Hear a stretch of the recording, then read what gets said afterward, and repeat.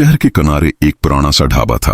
बाबे रांझे का ढाबा। ये ढाबा कभी इस इलाके की पहचान हुआ करता था। शाम होते ही यहाँ रिश लग जाता था। लोग दूर दूर से सिर्फ दाल, सब्जी, चावल और चाय पीने आया करते थे और बाबा रांझे के चेहरे पर अजीब सा फख्र होता। मगर वक्त बदल गया था। अब लोगों को फास्ट फूड पसंद आने लगा था, लेकिन बाबा रांझे आज भी अपनी पुरानी सोच के साथ खड़ा था। इसके नजदीक असल खाना सिर्फ देसी खाना था। दोपहर का वक्त था। ढाबे के अंदर चंद पुराने टेबल रखे हुए थे। दीवारों का रंग उतर चुका था। पंखे आहिस्ता आहिस्ता चल रहे थे। रांझे खामोशी से दरवाजे के पास भाई, बैठा। यहाँ जंगर या बर्गर मिलता है? नहीं पुत्र, यहाँ खालिस देसी खाना मिलता है। दाल सब्जी चल यार। बाबा रांझे उन्हें जाता हुआ खामोशी से देखता रहा। रांझे भाई, जमाना बदल गया है। तुसी भी अपने ढाबे नु थोड़ा बदल लो। मैं अपनी रवायत नहीं बदलदा। असल खाना यह होता है। ये अब बर्गर शर्गर सिर्फ फैशन है। शाम का वक्त था। अस्सलाम वालेकुम अब्बा। वालेकुम अस्सलाम। ओए, मेरा पुत्र आ गया। मेरा बच्चा वापस आ गया।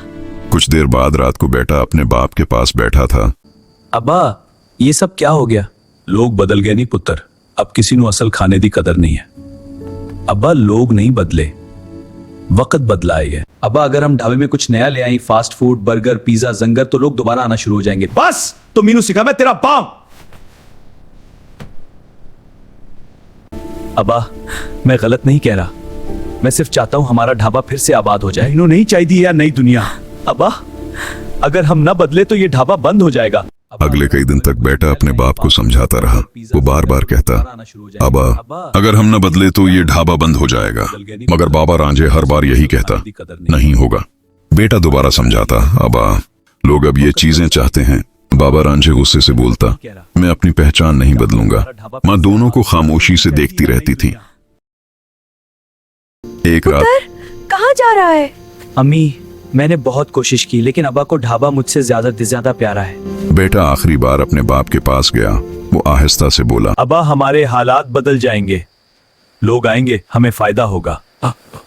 बस एक मौका दे दे। और फिर वो वहां से चला गया। अगली सुबह ढाबा पहले से ज्यादा खाली लग रहा था। बाबा रांझे दरवाजे के पास बैठा था, मगर आज उसकी नजरें सड़क पर नहीं थीं। वो बार बार दरवाजे की तरफ देख रहा था। शायद बेटा वापस आ जाए तो गाहक आए। उन्होंने मेन्यू देखा और वापस चले गए। शाम हो गई, एक भी गाहक ना आया। बाबा रांझे की आंखों में नमियां गई। उसे पहली बार एहसास हुआ वो ढाबा बचाते बचाते अपना बेटा खो रहा था। रात को बाबा रांझे ने अपना पुराना मोबाइल उठाया। पुत्र वापस आ जा। तो ठीक कहंदा सी, वक्त दे नाल बदलना जरूरी होंदा है।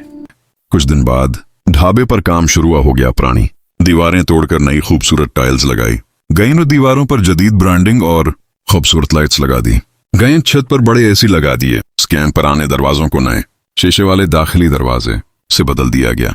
बेटे ने ढाबे की असल पहचान खत्म नहीं होने दी। उसने सिर्फ उसे वक्त के मुताबिक बेहतर बना दिया। उसके बाद नया बड़ा रोशन बोर्ड लगाया गया। पूरा रेस्टोरेंट दौर से चमक रहा था। पहले दिन सिर्फ 4 गाहक आए, दूसरे दिन 8, फिर 16 और फिर आहिस्ता आहिस्ता रश बढ़ने लगा। लोग तस्वीरें बनाने लगे, फैमिलीज आने लगे, बच्चे खुश होने लगे और ऑनलाइन ऑर्डर्स भी आने शुरू हो गए। वही जगह जो कभी सुनसान हुआ करती थी अब जिंदगी से भर चुकी थी। एक रात रेस्टोरेंट मुकम्मल भरा हुआ था।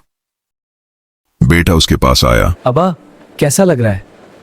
आज समझ आया, रिवायत बदलने से खत्म नहीं होती, उसे वक्त के साथ जिंदा रखा जाता है। आज से ये सब तेरा है पुत्र।